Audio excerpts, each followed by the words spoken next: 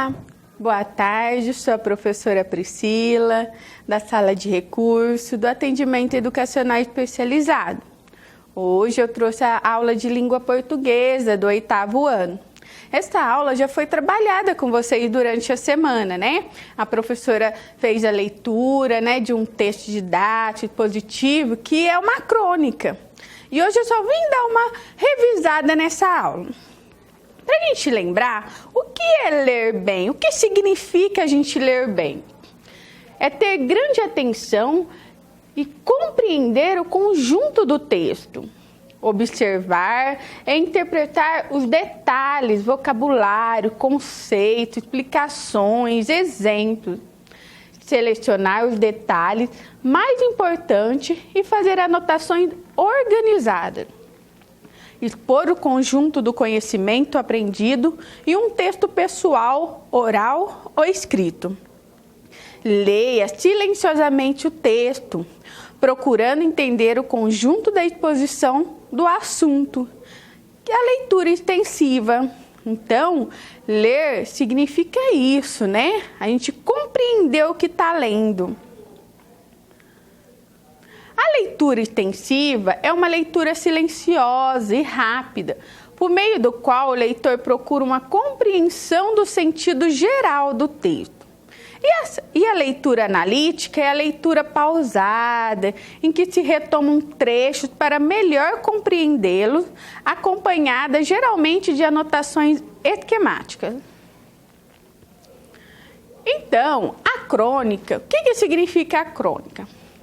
A crônica é um significado etimológico da palavra crônica, nos remete para um gênero textual específico, o relato histórico. Em suas origens, realmente a crônica tinha a função de relatar, historiar com fidelidade em ordem cronológica, acontecimentos contemporâneos ou de épocas bem próximas do autor.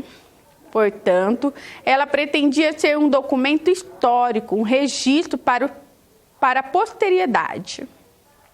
Em Portugal, por exemplo, existia no final da Idade Média um cargo oficial de cronista, cujo titular era responsável por escrever a crônica, ou seja, a história do reinado. Então, a crônica moderna, produzida para ser publicada em jornal ou revista, surgiu apenas a partir do início do século XIX. Atualmente, ela é feita também para divulgação em outros meios, como a internet, o rádio e a televisão. Preservou somente a ligação com o tempo presente com a atualidade. Significa que relativos ao tempo, ou seja, relato de acontecimentos do presente ou em ordem temporal.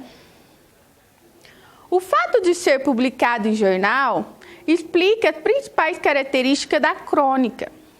Os estudiosos e os próprios cronistas costumam salientar, por exemplo, a efemeridade.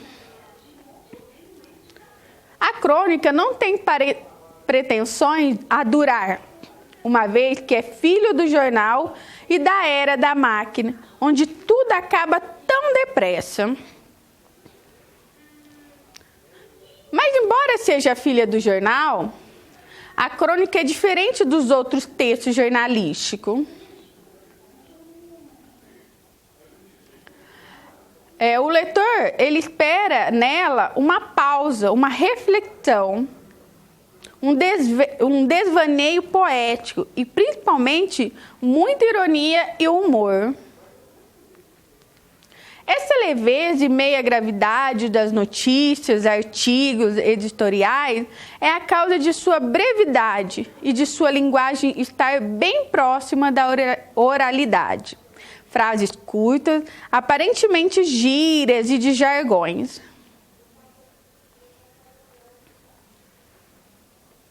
A crônica, ela é um texto que ela pode ser um texto humorístico, reflexivo, mundano, social, uma crônica política, uma crônica teatral. crônica narrativa, muitas vezes, mal se distingue do conto, sendo classificada como crônica apenas pelo fato de ser escrita para uma coluna de jornal. Então, a crônica, ela sempre, assim, aparece mais numa coluna de jornal. Mas existem vários tipos de crônica, né? Como eu disse lá atrás para vocês, ela pode ser humorística, ela pode ser política, né? Teatral, né? Então, existem vários tipos de crônicas e ela pode estar... Tem crônica que dura bastante tempo e tem crônica que é breve, que é só naquele momento atual, tá bom? E a professora explicou para vocês e ela pediu uma atividade. Então, eu gostaria que vocês fizessem essa atividade e tirassem foto e mandassem para o professor tutor da sala de vocês, tá bom? E até a próxima aula.